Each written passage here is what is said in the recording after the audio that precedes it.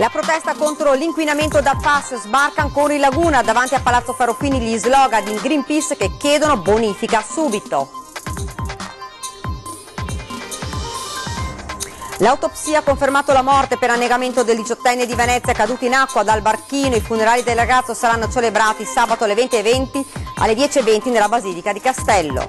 È stato ritrovato il corpo del 46enne moglianese dato per disperso da sabato scorso quando uscito per un'escursione in montagna non aveva fatto più ritorno a casa. Il dramma sui monti del Bresciano. In casa una vera e propria serra di marijuana. I carabinieri arrestano un autopregiudicato mestrino di 38 anni che aveva scelto la sua abitazione come location per lo spazio della droga. Eccezionale intervento all'ospedale di San Donato dove un paziente affetto da insufficienza mitralica. La patologia è risolta per la prima volta nel Triveneto senza la necessità di intervenire a cuore aperto. Si risolvono le nubi sul futuro del San Camillo, ospedale Casa di Cura al Lido di Venezia. Ha scongiurato l'accordo con un importante gruppo sanitario veronese che aveva fatto temere la chiusura della struttura. Costi troppo elevati, ascolti sotto la media. Il comune di Jesolo medita di rinunciare alla prossima elezione di Miss Italia, una scelta che però preoccupa cittadini e commercianti. Ben ritrovati dalla redazione di Venezia, lo avete dunque sentito dai titoli. Protesta questa mattina davanti alla sede del Consiglio regionale contro l'inquinamento da PFAS. Noi siamo genitori della zona rossa inquinata da PFAS e noi chiediamo innanzitutto il rispetto della Costituzione italiana che tutela la salute in ogni sua forma. Poi chiediamo il rispetto della legge 81 in tema di salute e sicurezza dei lavoratori e quindi della Miteni e chiediamo il rispetto integrale dalle leggi 360 regionale in tema di piano tutela delle acque. Queste tre azioni porteranno inevitabilmente alla bonifica e alla chiusura della Miteni. Sulla legge 360 c'è scritto in tempi strettissimi la bonifica. Io voglio capire che valore si dà al tempo strettissimo in termini di tempi, perché per me tempi strettissimi ha un valore temporale veloce. Voglio capire anche per loro che significato ha. Genitori no PFAS insieme agli attivisti di Greenpeace si sono radunati davanti alla sede del Consiglio regionale a Palazzo Ferrofini per protestare contro l'inquinamento da sostanze perfluoroalchiliche PFAS, che coinvolge un'ampia area del Veneto compresa tra le province di Vicenza, Verona e Padova. Circa 30 di loro hanno raggiunto il Palazzo regionale in barca e appeso uno striscione con scritto bonifica subito per chiedere appunto l'avvio delle operazioni di bonifica del sito di Miteni, l'azienda chimica ritenuta dalle autorità la principale fonte della contaminazione. Una manifestazione unitaria di tutti i movimenti no PFAS che chiedono oggi con questo sit-in di avviare subito le bonifiche del sito della Miteni, l'azienda che è stata individuata dalle autorità come la principale fonte della contaminazione da PFAS nell'acqua potabile. E in più oggi chiediamo alla Regione Veneto di verificare se esistono le condizioni per applicare la delibera 360, quella che consente di intervenire su siti inquinati. Noi alla Regione chiediamo la chiusura immediata o il sequestro della Miteni perché è la principale causa dell'inquinamento da PFAS e la bonifica dei territori che sono stati appunto inquinati. E chiediamo che vengano semplicemente applicate le leggi che sono state fatte e che finalmente anche il nostro ambiente e la nostra salute possano essere tutelati. Se le risposte, ma soprattutto i fatti, non dovessero arrivare, continueremo la nostra protesta, non è la prima volta che facciamo qualcosa di eclatante e continueremo a farlo finché non ci ascolteranno. In tarda mattinata una delegazione ha incontrato il presidente della commissione PFAS, Manuel Brusco. Come commissione il nostro lavoro lo stiamo facendo, abbiamo avuto molti incontri che hanno attestato come bisogna intervenire. La Regione sta andando avanti per la sua strada. La Commissione, ripeto, farà ordine e ha raccolto tutti i materiali utili per produrre una relazione che andrà in questo senso. Bisogna bonificare il sito. Dopodiché l'attività politica del Consiglio si svilupperà in seguito alla relazione. Questo è il commento del presidente della commissione PFAS dopo l'incontro con una delegazione di manifestanti a Palazzo Ferrofini. La Regione sta facendo la sua parte, dice, ma non basta. Tutti devono fare la sua parte, il governo che finora però ha tentennato, ha lasciato alla Regione in mano la zappa, diciamo così per parlare terra a terra. Il governo se ne è un po' lavato le mani, la regione a sua volta ha fatto quello che ha potuto, ma anche in maniera confusionaria, e oggi ci troviamo con un'azienda che ha generato un disastro ambientale, perché quello è stato individuato anche dagli enti preposti. L'azienda continua a essere sul sito e adesso non vuole permettere le bonifiche. È giusto intervenire, verificare cosa c'è sotto quel sito e se ci sarà qualcosa rimuoverlo. Intanto l'azienda ha diramato un comunicato in cui evidenzia il fatto che la zona da bonificare non solo è già stata identificata, ma l'operazione è già partita da tempo. La bonifica delle acque, si legge, è in corso da 4 anni e sono state asportate 300 tonnellate di terreno. Non si capisce il motivo della protesta. Siamo alla cronaca. Fabio Gasparini è morto annegato, non è stato un malore a farlo cadere dalla barca né ha ricevuto un colpo fatale. Questo ha stabilito l'autopsia eseguita su incarico della Procura di Venezia. I funerali del giovane sabato nella Basilica di Castello. Era un giovane di 18 anni, sano. A causare la morte di Fabio Gasparini non è stato un malore né un colpo fatale. Le conclusioni dell'autopsia eseguita ieri su incarico del sostituto procuratore Stefano Buccini non lasciano dubbio alcuno. Fabio è morto per annegamento dopo essere stato sbalzato in acqua, forse da un'onda anomala che ha travolto il barchino sul quale viaggiava per eseguire un trasporto di lavoro. L'incidente venerdì pomeriggio nelle acque tra San Clemente e Sacca Sessola. Come atto dovuto, la Procura di Venezia ha iscritto nel registro degli indagati Pietro Tosi, il titolare dell'azienda Laguna Trasporti per la quale il ragazzo lavorava da una settimana. Terminato l'esame e svolti gli ultimi accertamenti, la magistratura ha rilasciato il nulla osta per i funerali che saranno celebrati alle 10:30 di sabato prossimo nella Basilica di San Pietro di Castello. Su indicazioni della famiglia del giovane saranno gradite donazioni a favore dell'associazione dilettantistica lagunare Kayak Sant'Erasmo, con la quale Fabio collaborava.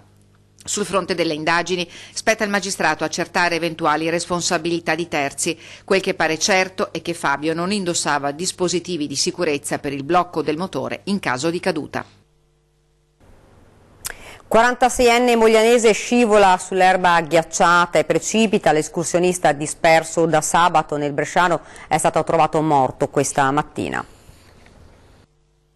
È stato ritrovato stamattina il cadavere di Enrico Usai, l'escursionista di Mogliano di 46 anni disperso da sabato nella zona di Punta Almana sopra Sale Maresino nel Bresciano. Dopo aver perlustrato i luoghi in cui si presumeva potesse essersi diretto, i soccorritori hanno trovato tracce del suo passaggio in prossimità di un canale molto ripido.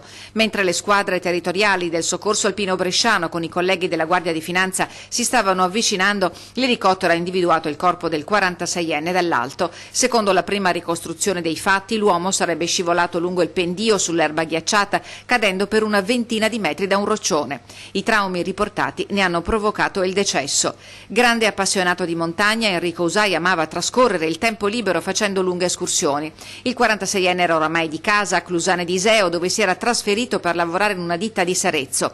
Lunedì avrebbe dovuto trovarsi in Germania per una trasferta di lavoro, ma non è mai arrivato a destinazione, così i colleghi hanno dato l'allarme.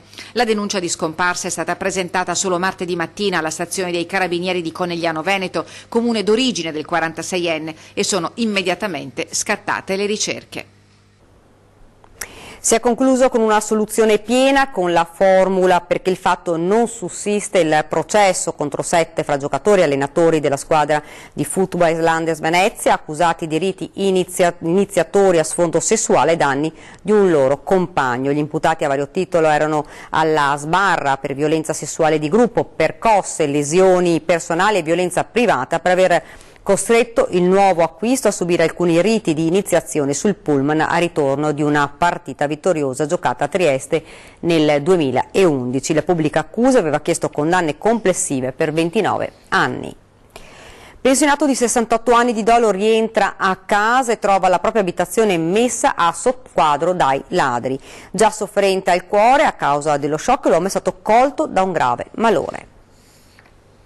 Trova la casa a soqquadro e per lo shock viene colto da malore. È accaduto lunedì sera a Dolo. Riporta il Gazzettino che un uomo di 68 anni versa in gravissime condizioni all'ospedale di Dolo per le conseguenze di un malore di origine cardiaca sopraggiunto dopo aver trovato la sua casa visitata dai ladri. L'anziano, già sofferente di cuore, non ha retto il dispiacere, si sarebbe accasciato a terra trovando comunque le forze per chiamare il 118. Secondo quanto scrive il quotidiano, i ladri non avrebbero trovato nulla da rubare, avrebbero lasciato l'abitazione in condizioni tali da provocare nel 68enne un forte stato di agitazione. I sanitari dell'ospedale di Dolo si sono riservati la prognosi. I carabinieri arrestano un noto pregiudicato per spaccio di droga, in casa aveva una serra di cannabis.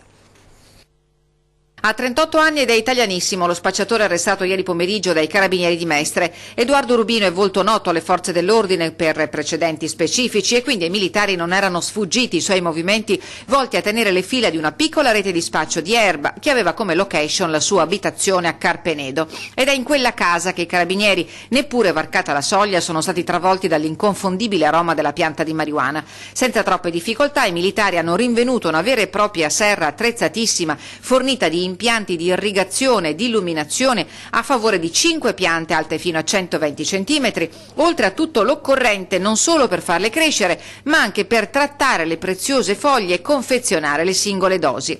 Insieme alle piante i carabinieri hanno sequestrato molti grammi di foglie nelle varie fasi di essiccazione, dalle infiorescenze a quelle in fase di appassimento a quelle già secche e pronte all'uso.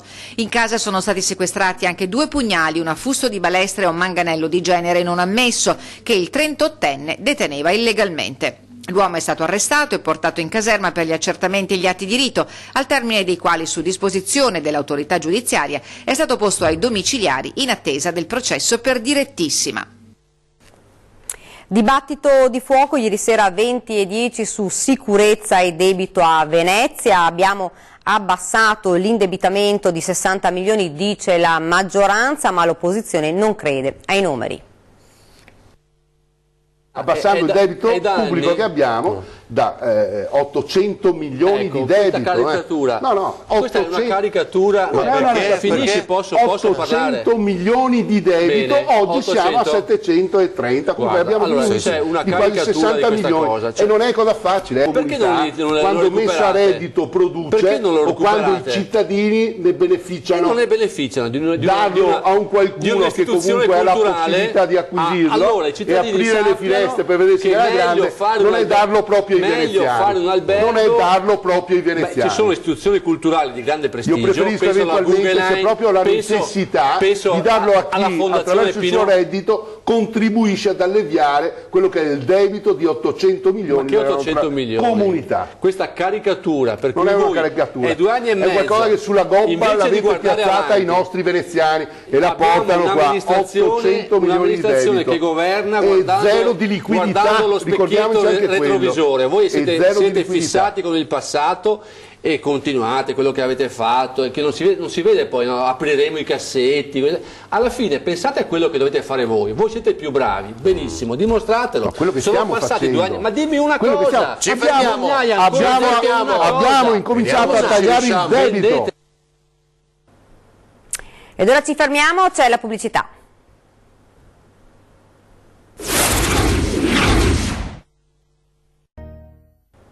Rieccoci in studio con l'edizione veneziana dei nostri notiziari. Vi parliamo ora di un eccezionale intervento eseguito all'ospedale di San Donà di Piave, dove una patologia cardiaca è stata curata senza il ricorso all'intervento a cuore aperto.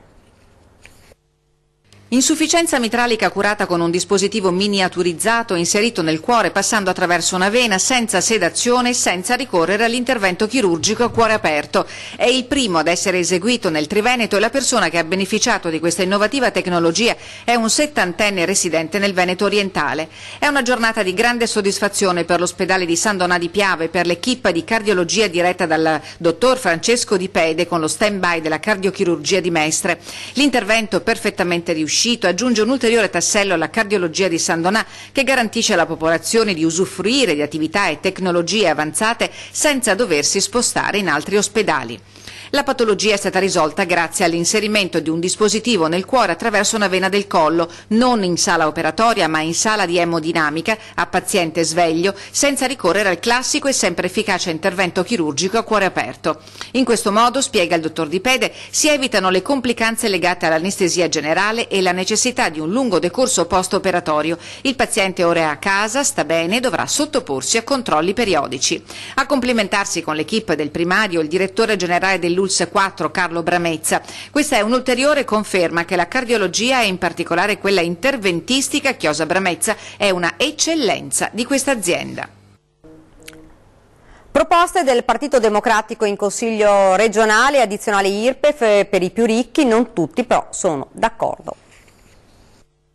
Il Veneto è l'unica regione d'Italia in cui questo non avviene e i poveri diventano sempre più poveri, i ricchi sempre più ricchi. È successo anche nel sistema delle banche, dove i risparmi di pensionati e lavoratori di una vita sono finiti nelle mani dei più ricchi. Vogliamo i nomi di coloro che hanno ricevuto le risorse delle banche. Una manovra che non è impopolare perché viene sostanzialmente a interessare circa 60.000 persone su una popolazione, ripeto, di 2.660.000 di contribuenti, quindi per chi ha i redditi più alti, che in qualche maniera contribuisce a superare le disuguaglianze e a dare una spinta alla crescita. La crescita c'è, però ha creato queste disuguaglianze, superiamole appunto con l'aiuto di chi in questo momento ha un reddito più alto. Noi ovviamente siamo contrari perché abbiamo iniziato un percorso autonomista, un percorso per chiedere maggiori competenze ma anche maggiori risorse per questo nostro territorio.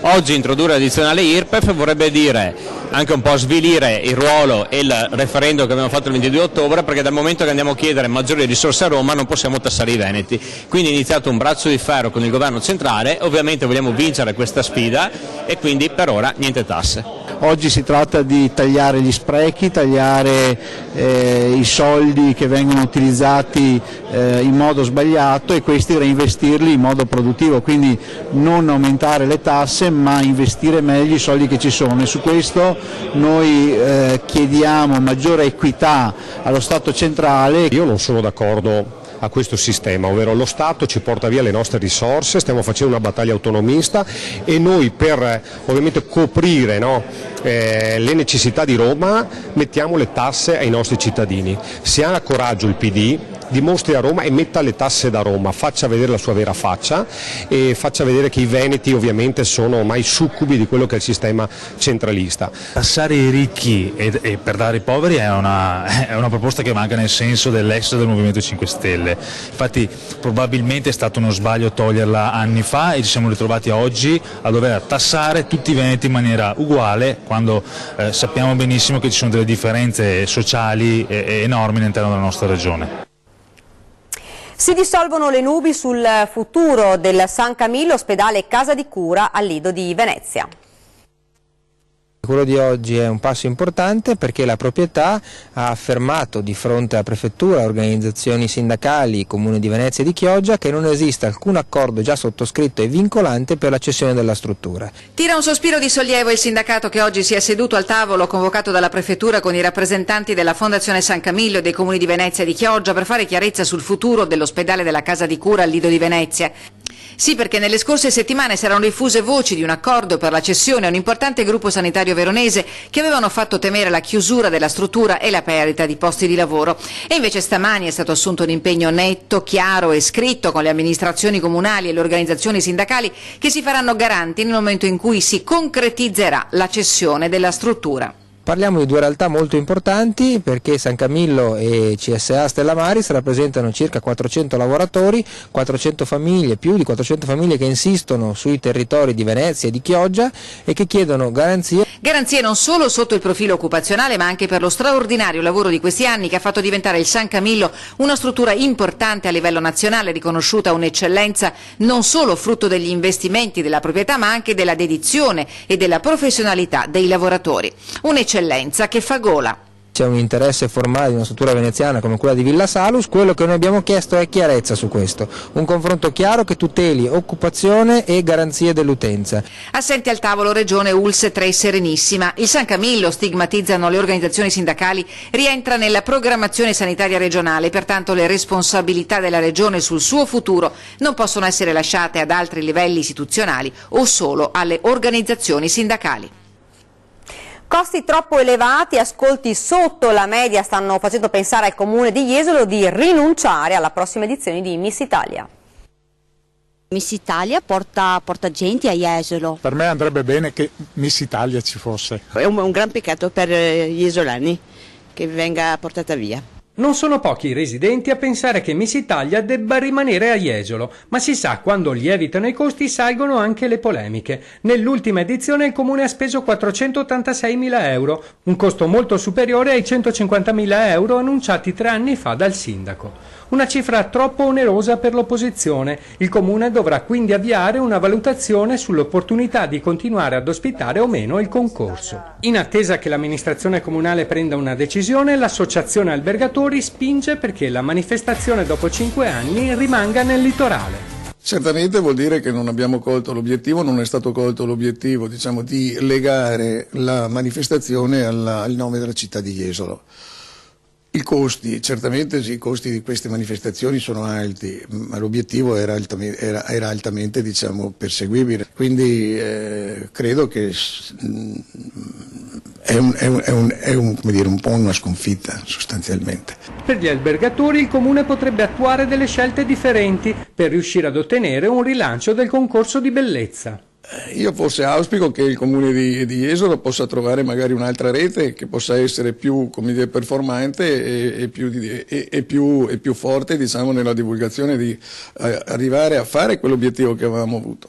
C'è da augurarsi allora a questo punto che le strade di Jesolo e Miss Italia non si debbano dividere. Ed è proprio tutto da Venezia, vi lascio come di consueto alle nostre previsioni del tempo. Grazie davvero per averci seguito e buona serata.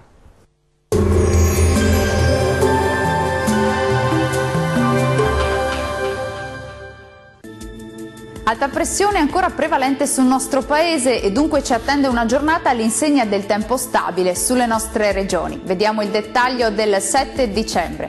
Sul Veneto foschie o nebbie sulle pianure, eccetto su quella veronese. Il cielo si presenterà spesso coperto sulle zone centrali, più sole in genere sui monti. Le temperature massime saranno comprese tra 4 e 9 gradi, i valori notturni tra -3 e 1 grado. Spostiamoci ora a vedere la situazione del Friuli Venezia Giulia. Giornata decisamente grigia su gran parte della pianura, anche localmente nebbiosa, con foschia e nubi basse, più sole sui settori di montagna. Diamo ora uno sguardo alla situazione delle temperature. Le massime saranno comprese tra 5 e 10 gradi, minime tra 0 e 6 gradi circa. Concludiamo con uno sguardo alla situazione meteorologica del Trentino Alto Adige. Ultimo giorno di alta pressione sulla nostra regione, il cielo si presenterà sereno o poco nuvoloso sull'Alto Adige, più nuvoloso in Trentino ma senza piogge associate. Vediamo anche in questo caso le temperature, le massime sono previste intorno ai 4-5 gradi, valori minimi tra -7 e -5 gradi. Il mare sarà calmo sulle coste e quasi calmo al largo, i venti moderati da sud-ovest localmente deboli sulla laguna di Venezia. Dal meteo è tutto, arrivederci!